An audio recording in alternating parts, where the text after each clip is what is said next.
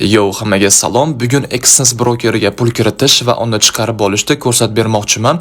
Agar sizga bu tema tanish bo'ladigan bo'lsa, shunchaki videoga like bosib chiqib ketishingiz mumkin. Bu temani so'raganlar obunachilarim orasida juda ham ko'p. Shu bilan brokerlar temasiga bag'ishlangan video formatiga ham yakun qilsam kerak. Undan keyin eski format o'zim qiladigan savdoyimni yana kanalga joylab borishga harakat qilaman. Tak, hozirda men Exness brokerdagi shaxsiy kabinetimdaman. Mana bu joyda MetaTrader 5 Pro oxirgi raqamlari 4402 bilan tugayotgan va income fix bo'lgan savdo hisob-to'rimga pul tashiyman. Aytgancha, agar siz yangi bo'ladigan bo'lsangiz, men Exness brokerni interfeysi, uni savdo akkaunt hisob turlari, ularni ochish, sozlash, MetaTrader 5 ga ulash, ro'yxatdan o'tish, verifikatsiya qilish bo'yicha alohida videolar tayyorlaganman. Kanalimga kirib ko'rib olishingiz mumkin. Xo'p, hozir bo'lsa, depozit qilishga qaytamiz.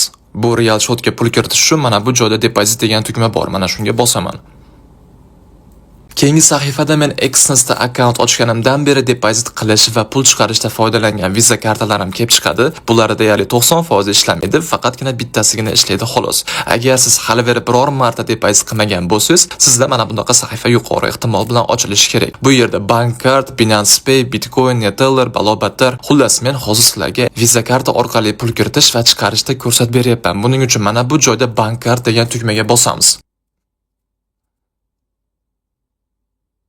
Keyingi sahifada Visa kartamiz ustidagi 16 ta raqami, undan keyin kimning nomidaligi, undan keyin muddati va undan keyin CVV kodi, ya'ni Visa kartamiz orqasidagi maxfiy 3 ta raqamli kod.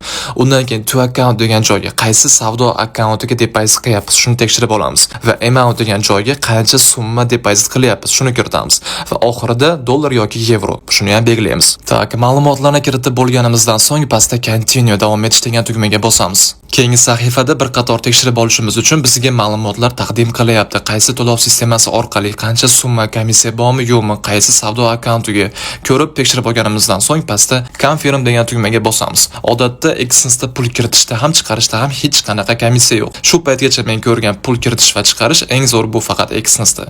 Tak, keyingi sahifada esa tushunib turganingizdek Visa karta qaysi telefon raqamga ulangan bo'lsa, ana o'sha telefon raqamga xavfsizlik yuzasidan kod yuboradi. Ana o'sha kodni kiritishimiz kerak bo'ladi. Sizda bu sahifa boshqacharoq ko'rinishi yoki umuman kod so'ramasligi mumkin. Nima demoqchiman? Men hozir Ipak Yo'li banki Visa kartasi orqali depozit qilyapman. Agar siz ham Ipak Yo'li banki orqali depozit qiladigan bo'lsangiz, xuddi shunaqa sahifa chiqadi, xuddi shunaqa kod yuboradi. Agar siz Capital Bank yoki boshqa birorta bankda Visa kartasi orqali depozit qiladigan bo'lsangiz, dizayni, ko'rinishi, interfeysi boshqacharoq bo'lishi mumkin, lekin ularda ham kod yuborishi ehtimoli katta. SMSdagi kodni kiritib bo'lganimizdan so'ng mana bu joyda tasdiqlash degan verify degan tugmaga bosamiz.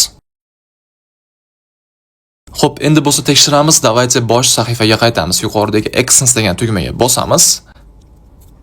Vot mana oxiri 4402 bilan tugayotgan Income Fix nomli Pro akkauntiga $100 pul tushdi. Endi bo'lsa mana shu pulni chiqarib olishda, yechib olishda ko'rsatib beraman. Buning uchun mana bu yerda pul yechib olish degan. Qanaqa o'qiladi bilmadim. Withdraw, вообще farqi yo'q. Mana shunga bosamiz, короче. Yana o'sha pul kiritish va chiqarishda foydalangan Visa kartalar tarixi menda kelib chiqyapti. Bu sizni umuman chalg'itib qo'ymasin. Agar siz faqatgina bitta Visa kartadan foydalanadigan bo'lsangiz, sizda bu yerda faqat birgina Visa karta chiqib keladi xolos. Shu joyda muhim bir eslatma. Aksariyat brokerlarda bo'lgani kabi Exness brokerida ham bunaqa politika bor. Ya'ni siz Visa yoki Mastercard orqali depozit qilishda foydalanib, keyin pulingizni boshqa to'lov sistemasi orqali chiqarib ola olmaysiz. Misol uchun aytaylik, men pastga tushaman va mana bu joyda Tether USDT orqali pulimni chiqarib olaman deydigan bo'lsam, mana bu joyda qizil yozuvda menga juda ham chiroyli qilib eslatma beryapti. Agar sen Visa yoki Mastercard orqali depozit qiladigan bo'lsang, pulingni faqat Visa yoki Mastercardga chiqarib olishing mumkin, deyapti. Shu joyda yana bir muhim eslatma, bu faqat birinchi qilingan depozitga taalluqli. Misol uchun men Visa yoki Mastercard orqali $500 depozit qildim. Keyin uni razgon qilib $1000 ga ko'tardim. Va shu joyda agar men barcha pulimni chiqarib olmoqchi bo'lsam, birinchi depozit qilingan summa $500 da Visa yoki Mastercardga chiqarib olaman, ya'ni refund qilaman. Odatda refund qilingan pul 2 ish kuni yoki 48 soatda yetib keladi. Va bu yerda qolgan $500 qilingan profiti bo'lsa, xohlagan to'lov sistemasi orqali chiqarib olishim mumkin. Shuni esdan chiqarmanglar. Xo'p, bo'lmasa qaytamiz. Davaychi mana bu joyda yana pul yechishga bosamiz. Keyin mana bu joyda depozit qilishda foydalangan Visa kartamni tanlayman. Keyin esa amount degan joyda summasini belgilayman va mana bu joyda continue davom etish degan tugmaga bosaman. Keyin bir qator tekshirib olib va e'tibor beradigan bo'lsangiz, yana no commission, ya'ni Exness brokerda pul kiritish va chiqarishda hech qanaqa komissiya yo'q. O'ylashimcha bu juda ham zo'r holat. Shuning uchun ham Exness brokeri Trustpilotda ham 4.6 ball olgan ekan. Trustpilotda 4.6 ball olishni o'zi bir juda ham qiyin narsa. O'ylayapsizlarmi? 4.6. Xo'p, ma'lumotlarni bir qator ko'rib olganimizdan so'ng yana pastda ana o'sha confirm tugmaga bosamiz. Keyin pul yechib olishga yuborayotgan so'rovimizda tasdiqlashimiz kerak bo'ladi. Xususan menda Google Authenticator, ya'ni ikki bosqichli himoya tizimi. Sizda bu SMS bo'lishi mumkin va shu jumladan Google Authenticator bo'lishi mumkin, Gmail pochtaga kod yuborish bo'lishi mumkin. Exness brokerni ro'yxatdan o'tish va verifikatsiya qilish borasida joylagan videoimda mana shu himoya sistemasini Gmail pochtaga kod yuborishga o'tkazib qo'yishda o'rgatgan edim. Agar shunaqa qilgan bo'lsangiz, ishingiz yana ham oson bitadi.